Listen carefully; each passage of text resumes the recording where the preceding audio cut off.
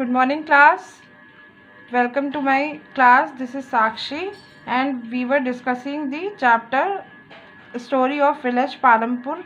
हमने already discuss कर लिया है factors of production. Now we are going to study how the farming is performed in Village Palampur.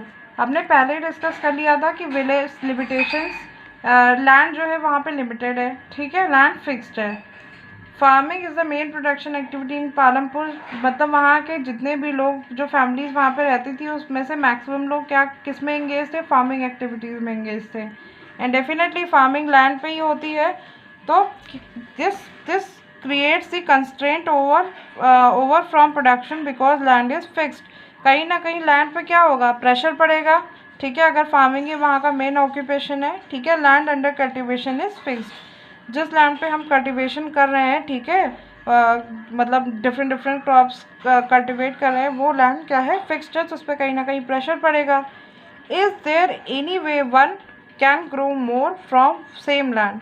क्या ऐसी कोई टेक्निक है जिसके थ्रू हम सेम लैंड पे, फिक्स लैंड पे ज़्यादा से ज़्यादा प्रोडक्शन कर सकते हैं डिफरेंट गुड्स एंड सर्विसेज का, ठीक है, या क्रॉप्स का? All the land is cultivated in Palampur, no land is left idol.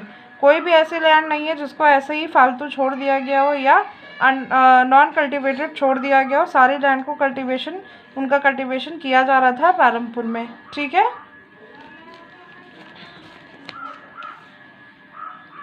अब आपको ये पता होगा, अगर नहीं पता तो मैं बता देती हूँ कि ड्यूरिंग द रेनी सीज़न, यानी जब रेनी सीज़न आता है तो उसमें खरीफ की फसल होती है, ठीक है. जो फार्मर्स होते हैं वो खरीफ की फसल उगाते हैं.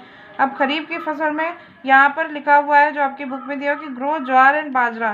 ज्वार एंड बाजरा की फसल को वो ग्रो करते थे. और जो कौन खाता था? These plants are use by the for the cattle feed, यानी जो उनके भेड़ बकरियाँ थी उनको खिलाते थे और कुछ अपने यूज़ के लिए भी रख लेते थे, ठीक है. It is followed by the cultivation of potato between October and December. उसके बाद वो आगे किसकी खेती करते थे? पोटैटो बिटवीन अक्टूबर एंड दिसंबर.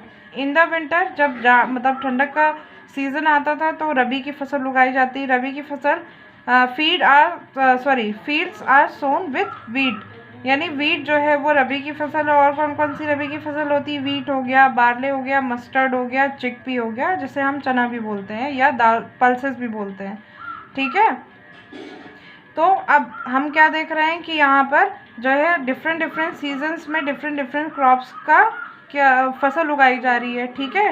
मतलब सीज़न के अकॉर्डिंग जिस फसल को जिस सीज़न में जैसा, मतलब एक क्रॉप को उगाने के लिए एक पर्टिकुलर सीज़न, मतलब एटमॉस्फेयर चाहिए होता, तो उस एटमॉस्फेयर के अकॉर्डिंग ही फसल उगाई जाती है, ठीक है.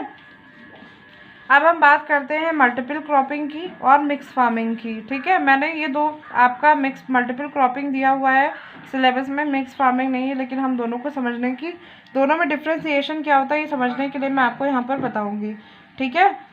Multiple cropping further help in increasing farm production. अभी हम बात कर रहे थे ना कि फिक्स प्लॉट ऑफ लैंड पे कैसे प्रोडक्शन को इंक्रीज़ किया जाता है. तो यही वो दो तरीके हैं जिसके थ्रू हम प्रोडक्शन को इंक्रीज़ कर सकते हैं. मल्टीपल क्रॉपिंग क्या होती है? To grow more than one crop on a piece of a land during the year is known as multiple cropping. ये जो आपने यहाँ पे ये पढ़ा कि पहले खरीफ की फसल हुई रेनी सीजन में, उसके बाद क्या हुआ, वहाँ पर पोटैटो का प्रोडक्शन हुआ. उसके बाद विंटर में उन्होंने रबी की फसल यानी कि वीट के सीड्स को सो किया. मतलब हर एक सीज़न के अकॉर्डिंग वहाँ पर साल भर खेती होती है. तो इसी को हम कहते हैं मल्टीपल क्रॉपिंग, कि साल भर में डिफरेंट जो है क्रॉप्स को हम उगा रहे हैं, that is called multiple cropping, ठीक. अब मिक्स फार्मिंग क्या होती है? How it is different from mix farming. Mix farming का मतलब मैं यहीं आपको बता देती हूँ. मिक्स फार्मिंग का मतलब समझ लीजिए ये प्लॉट है, प्लॉट ऑफ लैंड है, ठीक है. मिक्स फार्मिंग का मतलब यही होता है कि सपोज़ आपने यहाँ पर एक ही सीज़न में, मतलब मान लीजिए मैं इसका एग्जांपल ले लेती हूँ, खरीफ का एग्जांपल ले लेती हूँ.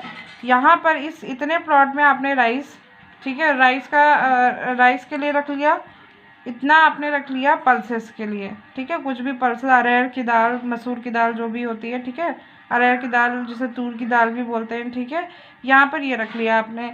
और इतने प्लॉट में आपने लगा लिया शुगर केन, ठीक है.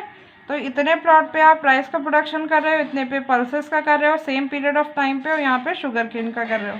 तो ये आपकी क्या हो गई कि एक ही टाइम पे आप उसी सेम प्लॉट ऑफ लैंड पे डिफरेंट डिफरेंट क्रॉप्स को कल्टीवेट कर रहे हो। This is called the mix farming, ठीक है।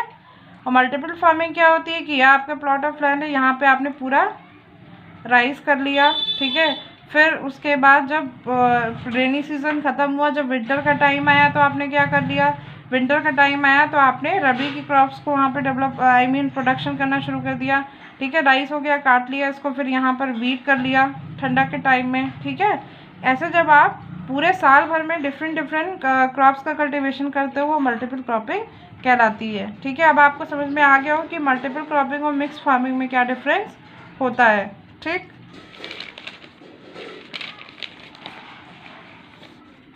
इतना तो हमने समझ लिया कि मिक्स फार्मिंग क्या होता है, मल्टीपल क्रॉपिंग क्या होती है। अब irrigation, electricity, multiple cropping, modern farming methods is increasing farm production, इन सब चीज़ों का कैसे आपस में इंटरकनेक्शन है ये हम देखेंगे कि इरिगेशन फैसिलिटीज़, इलेक्ट्रिसिटी में क्या कनेक्शन है, मल्टीपल क्रॉपिंग हमने पढ़ ही लिया है, मॉडर्न फार्मिंग क्या होती है ये हम देखेंगे, ठीक है। मिक्स मल्टीपल क्रॉपिंग हमने डिस्कस कर लिया। मॉडर्न फार्मिंग मेथड क्या होते हैं ये हम अभी पढ़ेंगे, ठीक है। पहले हम बात कर लेते हैं इरिगेशन की। इरिगेशन क्या होता है, सिंचाई की फैसिलिटीज़, ठीक है। More crops can be grown rabi and zaid seasons also, wells, tubers, ponds and canals. अब इसको हम समझ लेते हैं।